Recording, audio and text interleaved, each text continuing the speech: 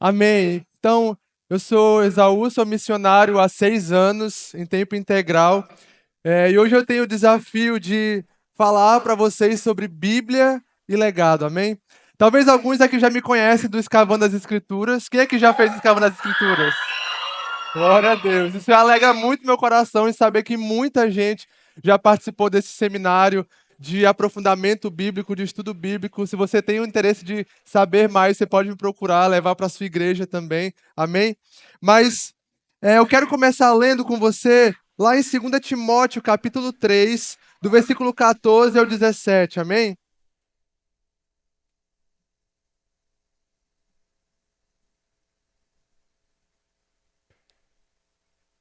2 Timóteo, capítulo 3, versículo 14, diz assim: Você, porém, deve permanecer fiel àquilo que lhe foi ensinado. Sabe que é a verdade, pois conhece aqueles de quem aprendeu. Desde a infância lhe foram ensinadas as sagradas escrituras, que lhe deram sabedoria para receber a salvação, que vem pela fé em Cristo Jesus. Toda a Escritura é inspirada por Deus e é útil para nos ensinar o que é verdadeiro e para nos fazer perceber o que não está em ordem em nossa vida. Ela nos corrige quando erramos e nos ensina a fazer o que é certo. Deus a usa para preparar e capacitar seu povo para toda boa obra. Amém? A gente vai voltar nesse texto daqui a pouco, mas para falar de Bíblia e legado, eu poderia falar aqui de muitas pessoas famosas que já passaram por esse mundo e deixaram um grande legado quando se fala da Bíblia. Eu poderia falar, por exemplo, de William Tyndale, que foi um dos primeiros a traduzir a Bíblia para o inglês. E ele fez isso numa época em que era proibido traduzir a Bíblia para o inglês. Mas ele acreditava que todos deveriam ter acesso à palavra de Deus. E ele disse a seguinte frase: ele falou assim: Se Deus poupar minha vida, farei com que o menino que dirige o arado saiba mais da Escritura do que o Papa. Sabe o que isso me ensina? A Bíblia não é para pessoas especiais. A Bíblia não é para super cristãos, super espirituais. A Bíblia é para mim e para você. Crentes comuns que desejam viver como Jesus viveu aqui na terra. Amém? Esse é você? Glória a Deus. Ou eu poderia falar também de Martinho Lutero. É provável que todos vocês já ouviram falar dele. Foi aquele que traduziu a Bíblia para o alemão e ele se dedicou a tornar a palavra de Deus acessível ao seu povo. E Martinho Lutero não impactou só o cristianismo, mas ele impactou a cultura e também a língua alemã, com tudo que ele fez através da palavra de Deus. Eu poderia falar também de Corrie ten Boom, que foi uma mulher que viveu e ensinou os princípios bíblicos em meio ao Holocausto judeu. Ela foi uma mulher que ajudou a esconder muitos judeus dos nazistas durante a Segunda Guerra Mundial. E ela pregava a palavra de Deus, falando sobre perdão, falando sobre como o Senhor é o único que pode nos curar em tempos de sofrimento, como aquele tempo que aquele povo viveu. Eu poderia falar também de Billy Graham. Com certeza você conhece, foi um grande pregador que impactou milhões de vidas através da pregação da palavra de Deus.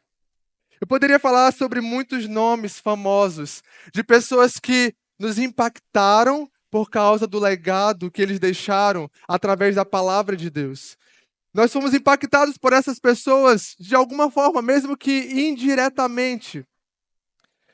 Mas nessa tarde, se eu realmente quero falar sobre legado, eu quero falar sobre pessoas que talvez não sejam muito famosas mundialmente, pessoas que talvez alguns de vocês não conheçam, mas são pessoas que deixaram um legado para a minha vida. Pessoas que me ensinaram a importância da palavra de Deus para mim. E uma dessas pessoas foram meus pais. Eles foram meus primeiros professores da Bíblia. Eu lembro de quando a minha mãe me reunia junto com os meus irmãos em casa e sentava a gente para orar e ler a palavra de Deus. Eu lembro que na época eu não gostava muito algumas vezes, porque ela dizia que a gente não podia fazer nada enquanto a gente não lesse a Bíblia. Não podia brincar, assistir televisão, e uma criança não quer saber de sentar e ler um livro, ela quer correr, quer brincar. Mas hoje, quando eu olho para trás e eu lembro disso, eu sou muito grato pelas sementes que ela e meu pai plantaram na minha vida e que se hoje eu amo a palavra de Deus é porque eles fizeram parte disso. O meu pai, por exemplo, foi um dos meus primeiros professores da escola bíblica dominical, onde eu aprendi sobre as histórias da Bíblia, as histórias de Deus e como isso me impactou. Muito do que eu sei hoje não é porque eu aprendi numa escola da Bíblia que eu fiz recentemente, mas é porque eu aprendi isso quando criança, em casa com os meus pais. Eu quero falar também de uma pessoa que marcou a minha vida, uma das primeiras pessoas a me discipular, a pastora Keane. Quem aqui conhece a pastora Keane? Foi aquela que iniciou o ministério infantil na nossa igreja. Talvez muitos de vocês não conhecem ou já ouviram falar, eu não sei. Mas eu lembro de quando eu ia para a sala da pastora Keane e a gente sentava e lia a Bíblia juntos. E foi com ela que eu fiz o meu primeiro plano de leitura anual da Bíblia. E eu nunca esqueço disso, porque aquilo marcou a minha vida. E essas pessoas foram me ajudando a amar cada vez mais a palavra de Deus. Aquilo que começou como uma obrigação quando eu era criança, só uma tarefa que eu tinha que cumprir para poder brincar, começou a se tornar um prazer, uma paixão. Eu comecei a ter mais fome da palavra, eu desejei conhecer cada vez mais. Até um dia que eu me tornei um missionário, eu fui para o campo missionário fora do Brasil e eu conheci um missionário inglês chamado Adrian. E eu lembro que todas as vezes que eu ia conversar com ele, ele era um cara apaixonado pela Bíblia. E todas as vezes que eu sentava com ele para conversar, e ele me dava conselhos, ele falava: permaneça na palavra. Não importa o que você faça. Se você vai liderar uma equipe de missionários em um país, permaneça na palavra. Se você vai voltar para o seu país e trabalhar com a sua igreja, permaneça na palavra.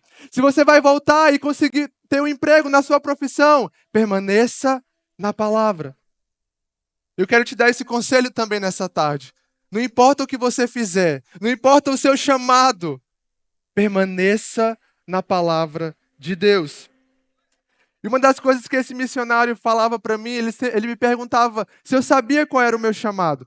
E eu dizia para ele: eu acredito que meu chamado é pregar e ensinar a palavra de Deus, porque isso queima no meu coração. E ele me dizia sempre assim: se você diz que tem um chamado, o que você está fazendo a respeito desse chamado hoje? Você tem estudado a Bíblia hoje? Você tem ensinado a Bíblia aonde você está hoje? Ou você está esperando chegar em alguma posição, em algum lugar e começar a fazer o seu chamado? E ele dizia assim: se você não está fazendo nada a respeito do seu chamado hoje, eu sinto te dizer, mas você não tem um chamado. Esse não é o seu chamado. Porque se esse é o seu chamado, você estaria fazendo ele agora. Você não precisa esperar para começar a fazer amanhã. E o que eu aprendo com isso é que legado não é o que você vai começar a fazer amanhã. Legado é o que você está fazendo hoje. Eu vou dizer isso de novo para você. Legado não é o que você vai começar a fazer amanhã. Legado é o que você está fazendo hoje. E eu te pergunto, o que você está fazendo hoje? Nós dizemos que amamos a palavra de Deus e queremos conhecer a Deus, mas Deus, Ele escolheu se revelar através de um livro sagrado. E se nós cantamos e dizemos que queremos conhecer Jesus, mas eu não leio a palavra, eu não me debruço sobre as Escrituras, então será que realmente nós queremos conhecer Jesus? Porque foi assim que Ele escolheu se revelar. Ele não escolheu fazer um canal no YouTube, pastor, ou uma conta no Instagram, no TikTok. Não! Ele escolheu se revelar há 2000 anos atrás e levantar homens inspirados por Ele para escrever um livro que alcançaria todas as gerações. E voltando agora para o texto que nós lemos no começo, lá em 2 Timóteo, ele fala do legado que Paulo deixou para o seu amado discípulo Timóteo. E nesse texto nós aprendemos 3 coisas que a palavra de Deus pode fazer nas nossas vidas. Que foi o legado que Paulo deu para Timóteo. Ele falou assim: agora permaneça nessas coisas que você aprendeu desde criança. E talvez você pode pensar assim, Exal, mas eu não tive ninguém para me ensinar desde a infância. Mas está tudo bem. Você tem hoje pessoas que te ensinam e você está aqui por isso, amém? Porque um dia alguém pregou a palavra para você e hoje você pode caminhar com pessoas que continuam te discipulando. E eu espero, em nome de Jesus, que você esteja sendo discipulado de acordo com a palavra de Deus. Porque, ainda que você não tenha tido ninguém na sua infância para te ensinar, para te ensinar na palavra, hoje você pode fazer isso com outras pessoas. Você pode ser aquela pessoa que um dia alguém vai estar aqui em cima lembrando. Eu lembro daquela pessoa que me ensinou a palavra, aquele meu líder de célula que sentava comigo e me explicava as escrituras quando eu não entendia nada. Você vai ser essa pessoa, amém? Mas nós precisamos conhecer a palavra.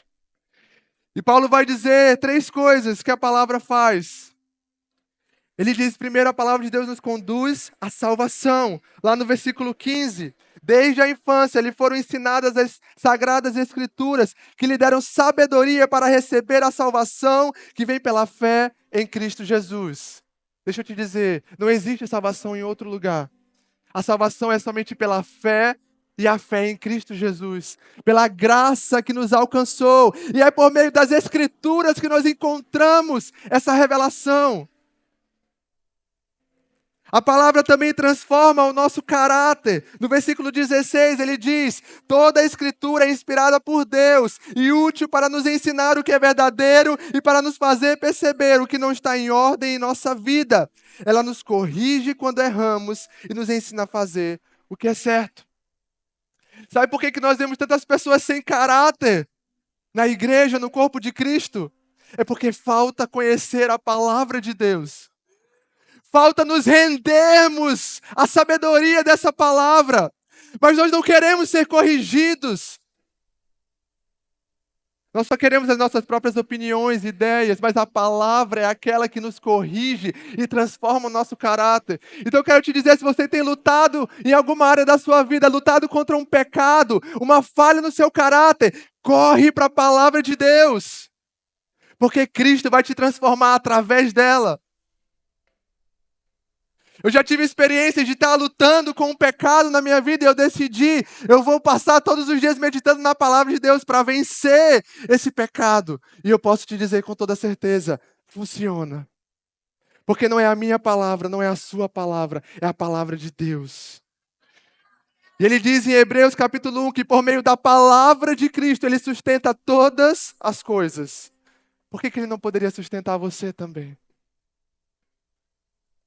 E por último, ele diz que a palavra nos capacita para toda boa obra. No versículo 17, ele diz, Deus a usa para preparar e capacitar seu povo para toda boa obra. Você quer cumprir bem o seu ministério? Você quer cumprir bem o seu chamado? Você quer ser bem-sucedido naquilo que Deus te chamou para fazer, seja dentro ou fora da igreja? Conheça a palavra de Deus. Talvez você ache assim, não, a palavra é só para o pastor, é só para o missionário, porque eles vão pregar, eles precisam conhecer. Não! Se você vai ser um empresário, um professor, um médico, qualquer coisa que você for na vida, você precisa andar de acordo com os princípios da palavra de Deus. Porque isso é ser um discípulo de Jesus. Aonde ele te chamou, seja aqui dentro ou seja lá fora. Eu já estou quase acabando e eu quero te contar uma história. Uma história que um dia me impactou muito, um testemunho de um jovem muçulmano que eu conheci no campo missionário. E essa história, ela me mostra o quanto a palavra de Deus ela é poderosa. Um dia eu conheci esse jovem muçulmano e ele me contou como ele se converteu, como ele conheceu Jesus. E esse jovem, ele tinha um amigo cristão e um dia esse amigo deu uma Bíblia de presente para ele. Mas naquele dia ele não deu muita atenção, ele não quis saber muito daquela história do Evangelho. Mas ainda assim ele recebeu o presente, ele pegou a Bíblia e foi para casa. E algum tempo se passou, e um dia ele estava dentro do quarto dele, aquele jovem muçulmano, que vinha de uma família muçulmana. Eu não sei se você sabe, mas a religião islâmica, a religião dos muçulmanos, é algo muito forte. Eles nascem com isso. Faz parte da identidade deles. Então era algo muito enraizado naquele jovem. Mas um dia ele estava dentro do quarto dele e ele abre aquela Bíblia que ele tinha ganhado de um amigo cristão. Um dia ele ficou curioso, ele falou assim: quer saber, eu vou dar uma olhada nesse livro, o que ele tem a dizer? E aquele jovem muçulmano começa a ler a Bíblia dentro do seu quarto, sozinho. E sabe o que aconteceu? Aquele jovem teve um encontro com Jesus. Jesus apareceu para ele dentro do quarto dele. Isso é muito comum entre os muçulmanos. Muitos muçulmanos se convertem após terem uma visão do próprio Jesus aparecendo para eles. Porque seria tão difícil convencê-los que eu creio que Jesus tem que aparecer para eles de verdade, para dizer: ei, eu sou o Salvador, eu sou o Messias, você precisa de mim. E aquele jovem teve um encontro com Cristo. E sabe por que eu sei que aquele encontro foi real na vida daquele jovem? Porque ele disse assim: Esaú, na minha cultura, se eu aceitasse esse Jesus, se eu mudasse de religião, eu seria expulso de casa. E quando a minha família descobriu que eu tinha encontrado Jesus e que eu queria me converter ao cristianismo, sabe o que eles fizeram? Eles falaram: se você escolhesse Jesus, você precisa ir embora de casa. E sabe o que aquele jovem decidiu fazer? Ele foi embora. Ele largou a família dele por causa de Jesus. Eu te pergunto, tem como não ter sido real? Tem como o evangelho não ser verdadeiro?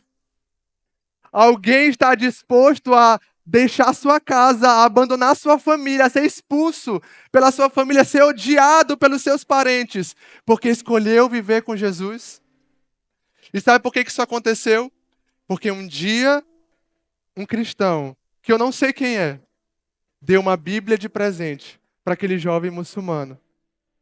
Naquele dia ele nem ligou muito, mas o Senhor usou aquele livro para se revelar para aquele jovem que teve um encontro com Jesus e a vida dele foi mudada. Esse é o nosso legado. Esse é o legado que aquele rapaz, aquele cristão deixou na vida desse jovem ex-muçulmano. E esse é o legado que você pode deixar para muitas pessoas. O Senhor me deu a oportunidade, há alguns anos, de trabalhar numa comunidade carente no sul do Brasil, fazendo com grupos de crianças. Um bairro que era tomado pela prostituição e pelo tráfico de drogas. E quando os primeiros missionários chegaram naquele bairro, sabe qual era o maior sonho daquelas crianças? Era se tornar um traficante. Porque para eles, ser um traficante era o ápice. O traficante era o maior exemplo de vida que eles tinham. Mas os missionários começaram a fazer um trabalho naquele lugar com as crianças. Toda semana eles iam lá, sentavam com aquelas crianças, ensinando a palavra de Deus para eles. Eu tive a oportunidade de fazer parte desse projeto durante mais ou menos 2 anos, ensinando a palavra de Deus. E nós começamos a ver a mudança que o Evangelho e que a palavra de Deus começou a causar na vida daquelas crianças, que voltaram a sonhar em ir para a escola, em ter uma profissão. E de repente o sonho delas não era mais se tornar um traficante, mas era ter uma vida com propósito, uma vida transformada. Esperança de vida novamente. Porque é isso que a palavra de Deus faz. Eu quero te contar mais uma história. É uma história simples, mas que me marcou muito recentemente. A nossa escola está aqui, a escola de missões, nossos alunos.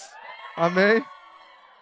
E tem uma aluna, eu nem pedi para contar esse testemunho, mas me perdoa mas eu não vou falar o nome dela. Mas uma das nossas alunas, algumas semanas depois que a escola tinha começado, eu tinha uma... Na minha cabeça eu sabia que eu conhecia ela de algum lugar, mas eu não conseguia lembrar de onde.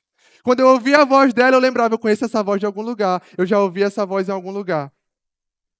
E aí um dia, sentado com ela, conversando, a gente começou a falar algumas informações e a gente foi associando, ligando os pontos, e aí a gente lembrou: você não é o Esaú que fazia uma célula de crianças lá na Nova Aliança de Montes Altos? Quando os meus pais foram pastores lá, foi a primeira igreja que eles pastorearam, lá em Montes Altos. E quando eu me dei conta, eu falei assim: meu Deus, eu não acredito. E eu lembro que os olhos dela começaram a encher de lágrimas, ela ficou emocionada. E aquilo me impactou muito, porque, além de mostrar que eu sou um pouco velho já, né? Aquela menina era uma criança naquela época, ela devia, sei lá, ter uns 7, 8 anos. E eu fazia essa célula de crianças lá em Montes Altos, ensinando a palavra de Deus para as crianças. Eu lembro que tinha dia que eu saía do culto assim muito frustrado, porque parecia que as crianças não tinham entendido nada. Porque elas gritavam, corriam na sala de aula, eu falei assim, meu Deus, o que eu estou fazendo aqui? Não adianta nada. Mas hoje, aquela menininha se tornou uma jovem, uma moça. E ela é uma das nossas alunas na Escola de Missões Equibalo.